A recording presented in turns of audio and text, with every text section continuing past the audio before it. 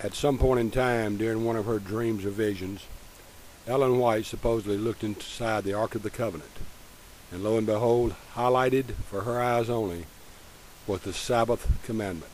Remember the Sabbath and to keep it holy. From that one vision that she supposedly had, the Seventh-day Adventist has built some of the most false doctrines that anyone would ever imagine in their entire life.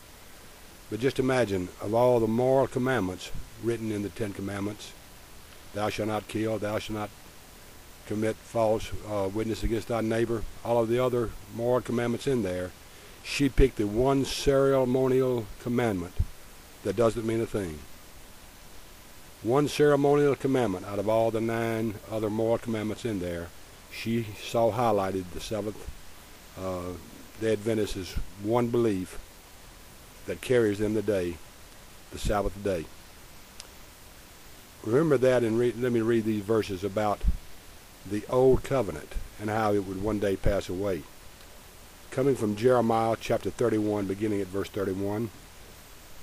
The time is coming, declares the Lord, when I will make a new covenant with the house of Israel and the house of Judea, not like the old covenant I made with their fathers when I took them out of the land of Egypt, because they broke my covenant, though I was a husband to them.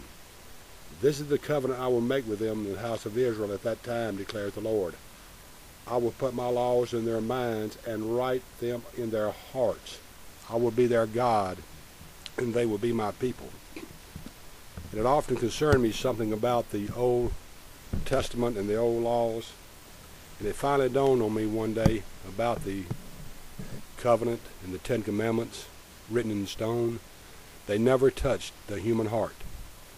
And while the law of God is perfect, man is not perfect. And the laws that he gave for man to keep, they violated because they never touched the human heart. But he spoke about a new covenant that would take place one day. Let me read to you now that new covenant and when it transpired during the Lord's Supper. Listen carefully. Then he took the cup, gave thanks, and offered it to them, saying, drink from it, all of you. This is the blood of the covenant, which is poured out for the forgiveness of sin. If you remember on the Day of Atonement, when the sacrifice was made for the sins of Israel, that sacrifice only covered sins. It never took away sins. It never forgave sins. But at the night of the Lord's Supper, Jesus instituted that new covenant for Christianity today, when he said, this is the covenant that forgives sins, not covers them, forgives sins. And on that night, Jesus Christ instituted for us, Christians of all ages, a new covenant that would be written in his own blood when he was crucified. But there was one other thing that he had to do, though. Before he left this earth, there was one very important thing he had to do. That was to be sure that the door of salvation and the door to worship him was open for everyone.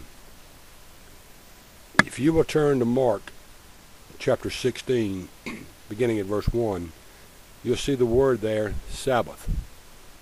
The word actually is Sabbaton, and it should be plural and not singular.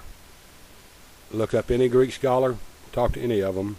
I have not found a one yet that disagrees that the word Sabbath in Mark 16:1 should be Sabbaths and not Sabbath. Following that, you will look over and you will also see in verse 2, the first day of the week. If you will look up the word week, you will find that it is also, not the word week, it is also Sabbaton, which means Sabbaths. Again, it is plural and not singular. Why it was changed, God only knows. But the two words there, Sabbath, should be Sabbaths, and the word week is also Sabbaths. So let me read it afresh and new for you now. Keeping in mind that Jesus has just done away with the old covenant and has instituted the new covenant. He is now getting ready to do away with the one ceremonial law that was never renewed again in the New Testament. He was getting ready to institute a new Sabbath. Listen carefully now, remembering that the word Sabbath is actually Sabbaths. when the Sabbaths were over, Mary Magdalene, the mother of James and Salome, brought spices that they might go to anoint the body of Jesus very early on the first day of the Sabbaths, just after sunrise. On the first day of the Sabbaths, the new Sabbaths. Verse 1 again. When the Sabbaths were over, the Old Testament Sabbaths were over, Jesus Christ then and there instituted the new Sabbaths for Christians of all ages, which opened the door to the Gentiles as well. And now, Jew and Gentile alike can share in the grace of God. Until next time, God bless.